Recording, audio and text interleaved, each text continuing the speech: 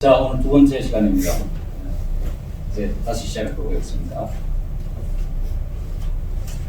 먼저 이걸 꼭 상기하셔야 됩니다. 우리는 이 작품과 함께 현대 세계의 어떤 물질적 사고가 아니라 소위 이 신화적 그리고 종교적 영적 상상력으로 가득 찬 고대 그리스의 시대에 들어와 있다. 그래서 지난 시간 말씀드린 대로 지금 이 드라마에서 펼쳐지는 사건, 소위 그 살인 사건을 갖다가 재조사하는 이 물질적 현상 세계의 일이 다만 그것에 그치지 않고 저렇게 제사를 통해서 기도를 통해서 형이상학적 세계, 초월적 세계의 힘을 빌어서 그 넓은 시선 안에서 이루어지는 일이다. 그래서 이 살인사건이라는 것이 다만 어떤 물리적인 사건이 아니라 그것을 만들어낸 어떤 영적 세력들의 다툼이다 라는 그 감수성을 가지고서 작품을 따라가야 되고요. 그래서 이렇게 기도를 해서 이제 그 살인사건을 파헤치자라고 했었죠. 그런데 뭐 어떤 상상력을 가졌던 인간은 인간인지라 인간 세계는 역시 다툼, 싸움으로 가득 차 있습니다. 지난 시간 말씀드렸듯이 이 작품이 형사 역할을 하는 오이디푸스와 그리고 각각의 일련의 증인들과의 대화 장면이라고 했어요. 그런데 이 대화 장면들의 본질은 바로 아곤이라는 고대 그리스 말로 논쟁이라는 의미라고 그랬습니다. 각 장면에 형사와 증인 사이에 신문이 질문과 답변이 이루어지는 것이기 때문이죠. 근데 그 특정적인 논쟁이라는 의미에서 조금 더 넓혀 그 뜻을 새겨보면은 이것이 결국은 갈등이라는, 아곤이라는 말이 갈등이라는 뜻이 되고 그 갈등에 처한 쌍방이 투쟁을 벌이고 있는, 그래서 형사와 증인이라고 했지만 우리가 오늘날 주인공이라고 알고 있는 그 말, 프로타고니스트라는 저 말이 바로 이 아곤이라는 말에서 나왔습니다. 프로라는 말이 앞으로 밀어붙이는 이런 얘기죠. 그래서 이 갈등을 혹은 논쟁을 이끌고 나가는 사람, 그게 프로타고니스트고 그게 주인공이라는 거예요. 근데 그 주인공이 자신의 뜻을, 자신의 의지를 관철하기 위해서 나아갈 때에 그한테 소위 뒷다리 거는 사람들, 혹은 정면으로 반박하는 사람들, 논쟁의 반론을 펼치는 사람들을 NT라는 말이 들어가고 antagonist라는 말이 된 겁니다. 그래서 이게 드라마에 있어서는 이게 주인공과 그 주인공의 적들이라는 그런 의미로 사용되고, 지금 이 차례대로 등장하게 되는 5명의 증인들은 바로 어떤 의미에서건 간에 주인공 프로타고니스트 오이디푸스의 앞길에 가로막아서는 인물들, 이렇게 이해를 하시면 되겠습니다. 그리고 그 첫 번째 증인이 바로 지금 이 영구 미제 사건으로 처리되어 있던 이 사건을 아무런 새로운 증거도 없이 새로 시작해야 될 마당에 소위 말하는 전문가 소견을 받기 위해서 신탁을 풀이하는 예언자를 첫 번째 증인으로 불러들이게 된 겁니다. 재밌는 것은 이 첫 번째 증인으로 등장한 예언자, 전문가가 예언자인데 남이 못 보는 걸 보는 사람인데 눈이 멀었다. 장림 예언자라는 사실이 드러나게 됩니다. 왜 그럴까요?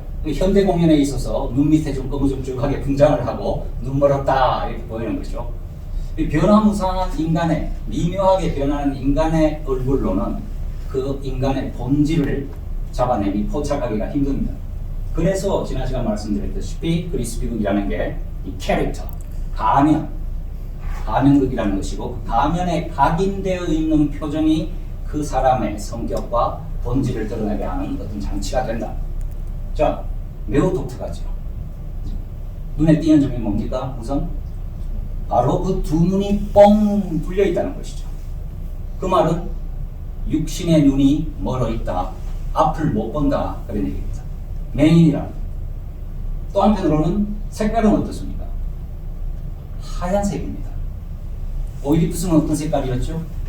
황금색이었죠.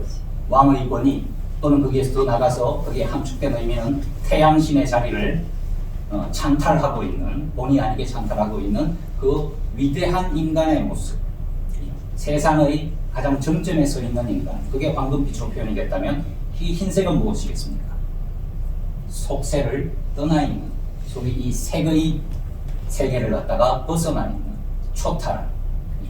그래서 속세를 떠난 어떤 신령한 존재, 영적 존재로서의 이 예언. 좀 자세히 들여다보게 되면요, 저 손을 한번 보세요. 손이 마치 새의 그 발톱같이 생겼습니다. 왜 이런 캐릭터를 이 공연의 디자이너가 디자인을 했겠느냐? 작품 속에 보면 그 얘기가 나옵니다. 이 예언가는 무엇의 힘을 빌어서 예언을 하는가 하면 새. 여러분 파고다 공원, 요즘 탑골 공원이라고 그러나요? 거기 가서 보면은 이렇게 새장 조그만한 데서 새를 문 열고 새가 나와서 그 종이 쪽지 뽑는 거 있잖아요. 말하자면 이 티레시아스라는 이 예언가는 말하자면 새점을 통해서 신의 뜻을 말하는 그런 예언가가 되는 거죠. 그래서 새라는 게 특별히 왜 새냐? 새점이라는 게 뭐냐? 하필 수많은 짐승들 가운데서 새라는 것은 하늘을 날아다니잖아요. 그래서 천상에 신들의 이야기를 엿듣고 지상에 있는 인간들에게 그 이야기를 전해주는 중간자, 매개자로서의 바로 이 새. 그 새의 힘을 빈 예언자 티레시아스입니다. 그런데 이 눈먼 예언자라는 일종의 역설을 가만 생각해 보면 그게 그냥 단순한 역설에 끝나는 게 아니에요. 왜냐하면 자 먼저 영어로 말하면 이 prophet이라는 말도 예언자이지만 seer 보는 사람이라는 의미가 예언자는 뜻입니다. 근데 묘하게도 참 역설적이게도 blind seer라는 것이 이 티레시아스라는 인물이라는 거죠. 근데 그것을 우리가 한 번 더 따지고 들어가 보면 이 육신의 눈을 가진 사람들은 이 물질의 세계만 볼 줄 압니다. 어떤 사물의 표면을 보고 외관을 보게 되죠. 그 외관 너머에 있는 어떤 그 사물의 진정한 속성, 본질 이런 것들에 대해서 오히려 그 외관에 매혹되어 본질을 꿰뚫어 보지 못하는 수가 왕왕 있습니다.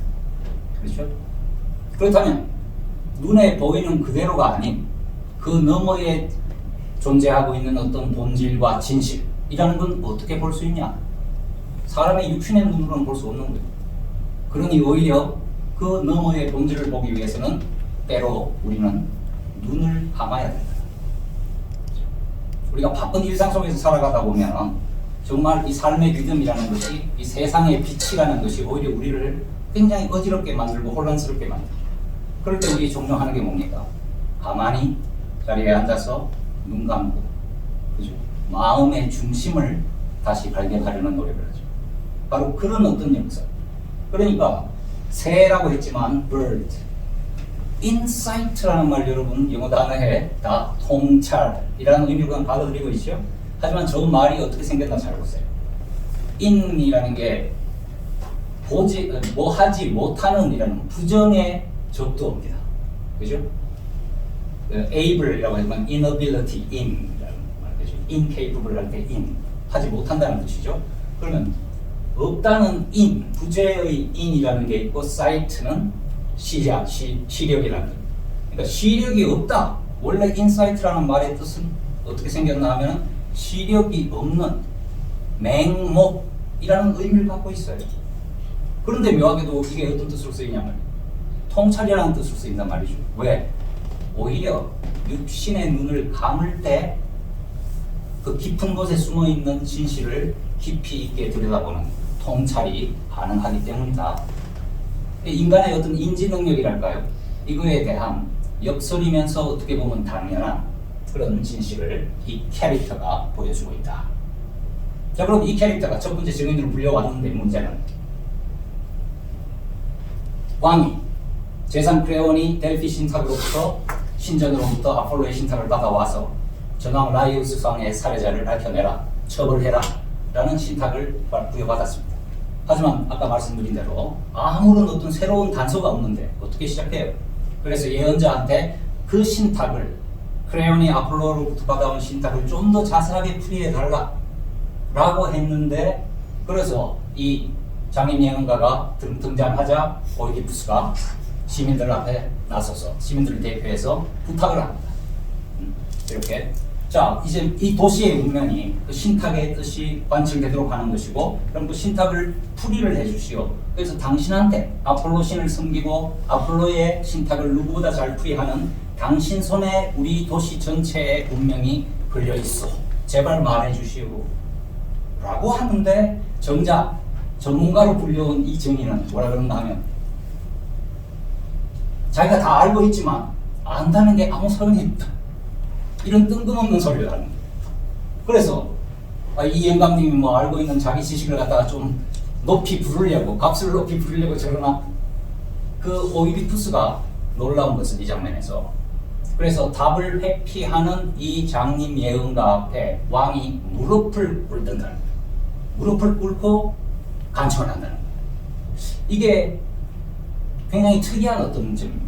왜냐하면 아무리 영적인 힘이, 소위 영역이 강한 어떤 선지자라 하더라도, 예언자라 하더라도 사회적 신분은 천민입니다.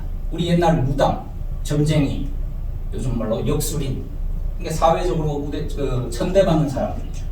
그 앞에 아무리 급박한, 나라의 사정이 급박하다 하더라도 국가 최고 통치자가 천민, 점술가 나부랭이한테 무릎을 꿇었다는 거예요.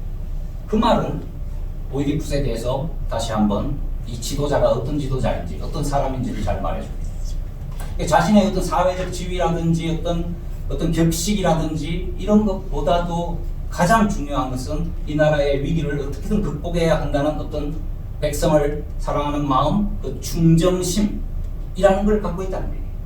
그래서 무릎까지 꿇어가면서 탄원을 하다시피 합니다. 그런데 영감님은 여전히 말하지 않겠다는 거예요. 참 저 말이 꼭 다 아는데 말 안 하겠다는 말로 들려요. 그렇죠? 그래서 왕이 무릎 꿇은 상태에서 다시 한번 간청을 하지만 여전히 답하지 않겠다는 부정을 하고 있습니다. 그런데 그 순간 갑자기 무릎 꿇었던 왕 오이디푸스가 갑자기 병력같이 화를 내면서 벌떡 일어나면서 이 악당 같은 놈아, 완전 반전이, 이런 반전이 있을 수가 없어요. 소리를 팍 치면서 화를 불같이 냅니다. 어떻게 이 나라가 이렇게 도탄에 빠져서 망해가고 있는데 아무리 속세를 등한 예언자를 하더라도 이 같은 동족의 이 패망해가는 이 모습을 보고 어떻게 무정하게 한마디도 못하겠다는 것이냐 라면서 분노를 일으킵니다. 근데 그거에 대해 갖고 예언가는 또 초연하게 자기는 어떻게든 말하지 않겠다. 그리고 당신은 그런 식으로 화를 내든지 말든지 마음대로 해라. 당신 원래 그런 사람이다. 이런 얘기. 그러면서 이야기가 묘하게 전개되는 것이, 왕이 화가 나다 못해 생각이 번뜩 듭니다. 이 영감님이 뭔가 그 범죄하고 관련이 있을 것 같아요. 뒤에서 그 공모를 한 일부일 것 같아.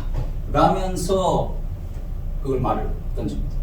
그랬더니 이 영감님도 화가 나서 맞는 말로 말하지 않겠다 하다가 드디어 그 말 도발을 비롯해서 말을 하게 되는데, 전하의 살인자가 바로 당신이라는 거예요. 왕 오이디푸스가 그 살인자라고 얘기해요. 너무나 황당한 거죠. 자, 이런 어큐제이션을 당한 이 오이디푸스가 한순간 멈칫하더니 역시 생각이 빠른 사람입니다. 그 다음 순간 딱 대받는 말은 이겁니다.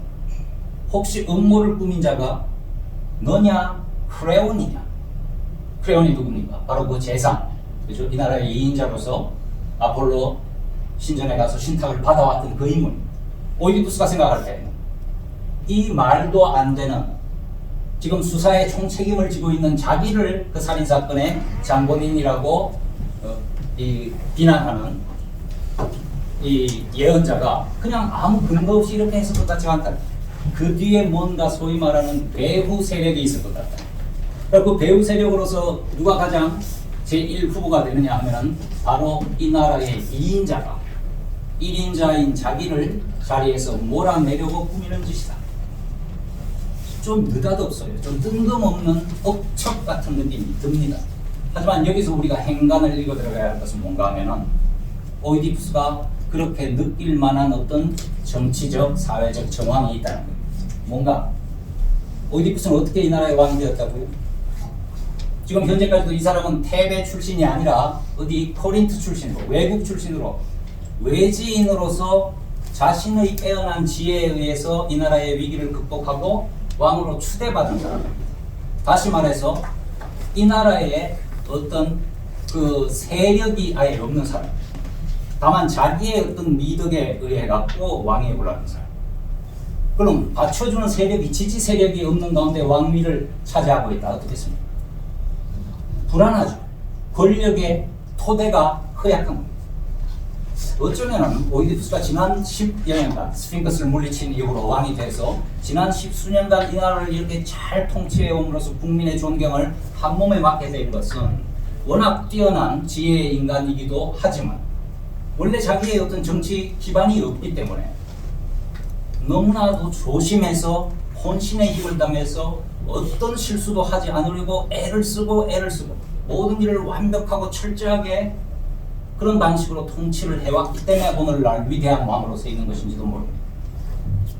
그만큼 이 정치적 기반이 미약한 자가 바로 크레온은 누군가 하면 오이디푸스의 아내이자 왕비인 바로 요카스타와 이 오누이사입니다.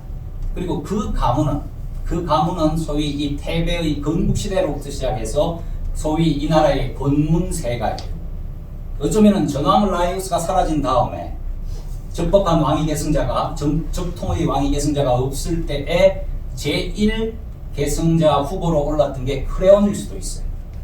그런데 거기는 말하자면 든든한 세력을 갖고 있습니다. 그 세력에, 토호 세력에 대한 외지인 출신의 통치자가 갖고 있는 경계심, 불안함, 이라는 것이 바로 이런 언뜻 보기에 억측인 것 같은, 하지만 오이디푸스 나름으로서는 분명히 어떤 일종의 통찰인 이런 고발을 갖다가 하게 되는 거죠. 그래서 크레온이다 라는 그런 의혹을 던지자 영감님이 하는 말은 이렇습니다. 당신의 적은 크레온이 아니라는 거예요. 당신의 적은 바로 당신 자신이다, 이런 말을 해요. 이게 이제 영어 공연인데요, 캐나다에서 한 것이니까 거기서 저 영감님 목소리가 아주 스산하게 이럴 때 없습니다. 이런 식으로 써요. 이제 이 대사를 할 때 이런 식으로 하죠. Crayon is not your enemy. You are your own enemy.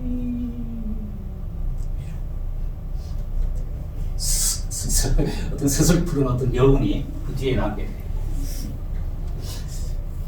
젊은 분들은 모르겠어요. 한 90년대쯤이었던 걸 기억하는데 우리나라 옛날 권투 선수 가운데 김덕부라는 선수가 있었어요.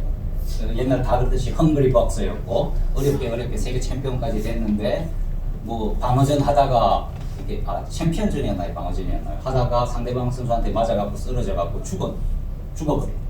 그 선수의 일대기를 영화화한 것이 챔피언이라는 영화가 있었고요. 유호성이라는 배우가 그 역할을 했는데 이제 챔피언 결정전을 앞두고 그 김덕구 선수가 자기 연습을 하고 있다가 권투 선수들이 그 거울을 보면서 이렇게 자기 이 폼을 갖다 이렇게 잡잖아요. 그래서 그걸 하고 있는데 관장 스승님이 그 선수한테 그렇게 얘기를 해요. 거울 속을 잘 들여봐라. 거울 속에 누가 있냐? 내가 있는데요.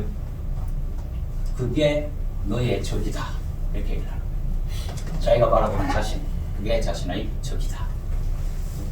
우리가 종종 맞서 싸우는 상대가 내 적이라고 생각합니다. 나를 억누르는 어떤 힘들, 어떤 세력들을 나의 적이라고 생각합니다. 그런데 사실은 좀 더 깊이 들여다보게 되면은 내가 싸우는 상대는 결국 나 자신이다. 그런 어떤 소위 이 맹목의 인간, 그렇지만 통찰의 인간이기도 한 장림 예언가 티레시아스가 오이디푸스에게서, 바꿔 말해서 오이디푸스는 대표적 인간상이라고 그랬죠. 인간 일반에게서 발견하는 한 진실입니다. 자, 그렇게 되니까 오이디푸스의 속에 숨어있던 어떤 것들이 나오게 됩니다. 겉으로. 뭔가 하면은 바로 영감님이 너무 황당무계한 소리를 하니까 네가 무슨 예언가냐 이거예요. 네가 무슨 예언? 네가 진짜 예언의 능력을 가졌다면 그 전에 10수년 전에 스핑크스가 나타났을 때 왜 네가 신탁을 받아서 그 답변을 줘갖고 이 나라를 구하지 못하고 자기가 올 때까지 기다려야 했냐는 거예요.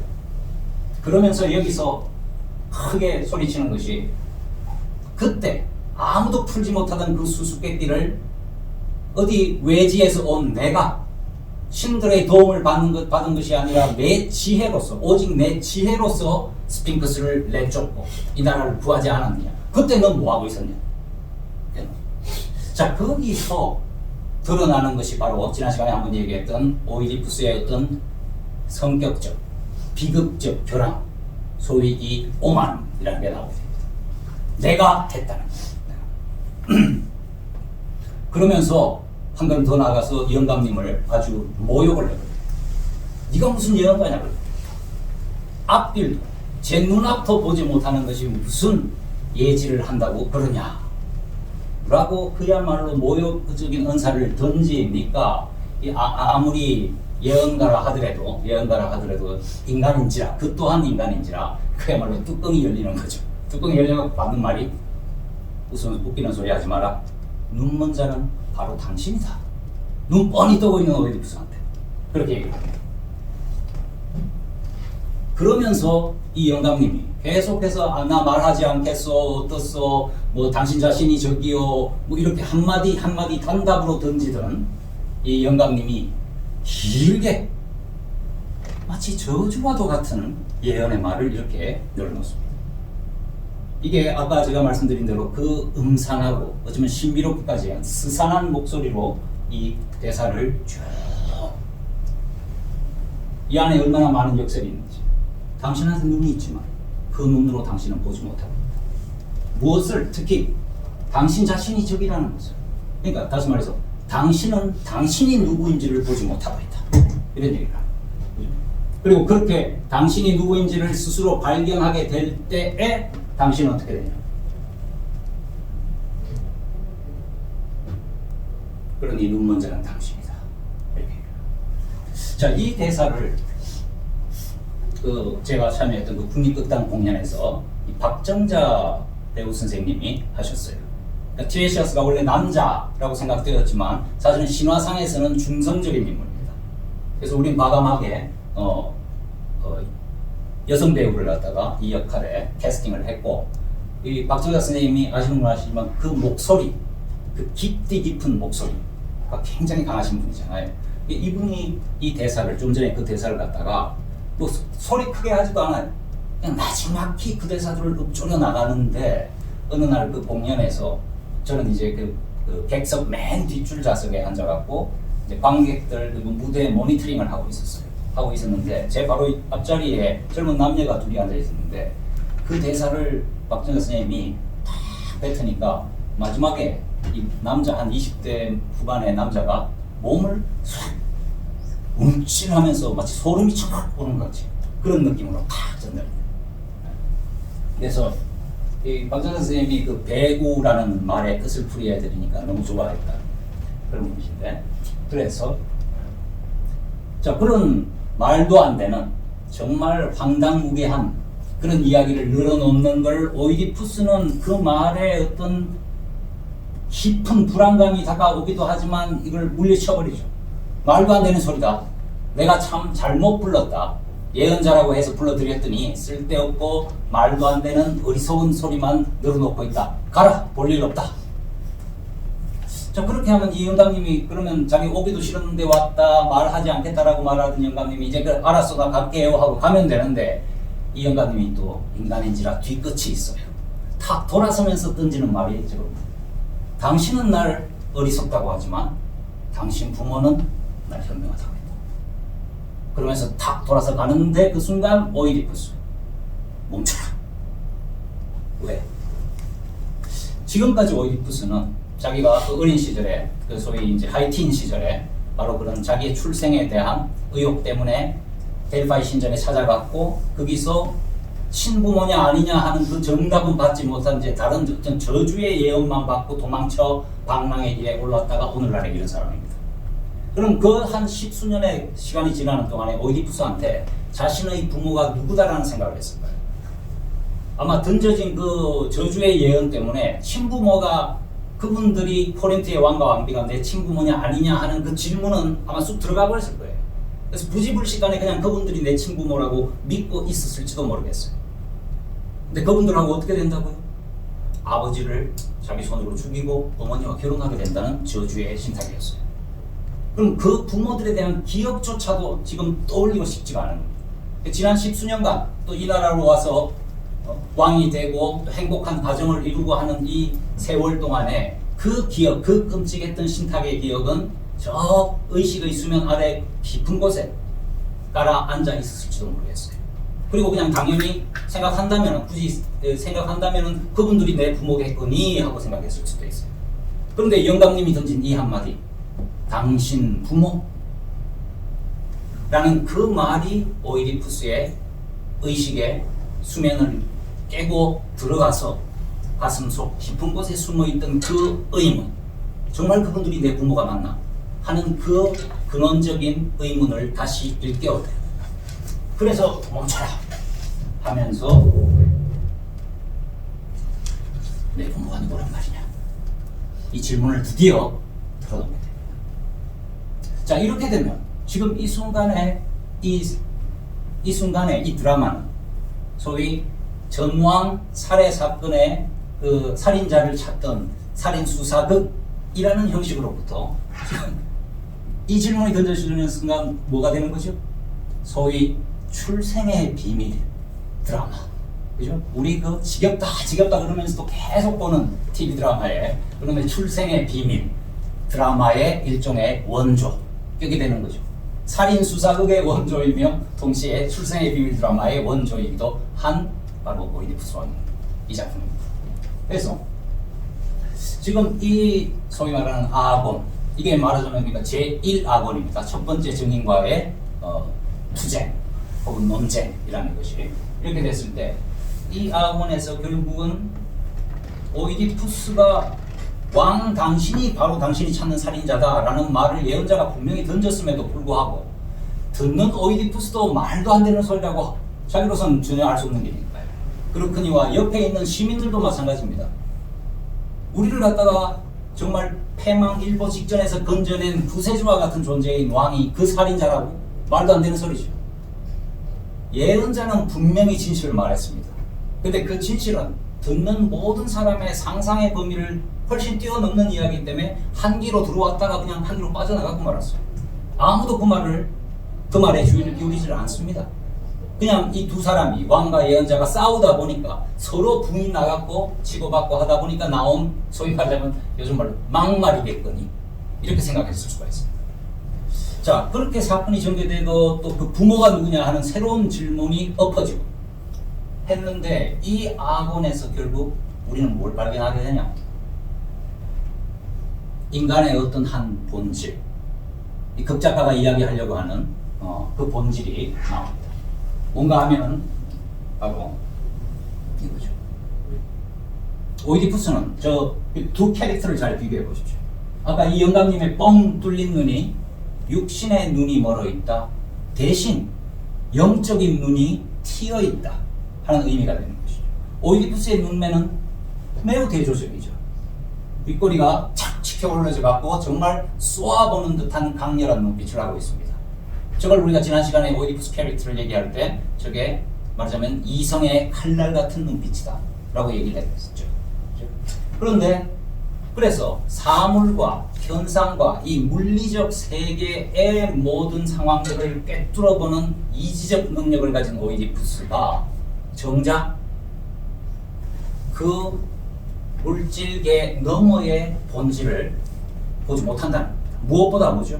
자기 부모가 누군지, 바꿔 이야기하면 자기 자신이 누군지를 모르고 있다는 거예요. 모르고 있다. 그런 역설이 이 두 인물의 아곤을 통해서 인간이란 무엇이냐, 인간의 지식이란 무엇이냐, 인간은 어떻게 자기 자신을 아느냐 하는 그 질문을 바로 던져요. 자, 가만 보면 이런 거예요.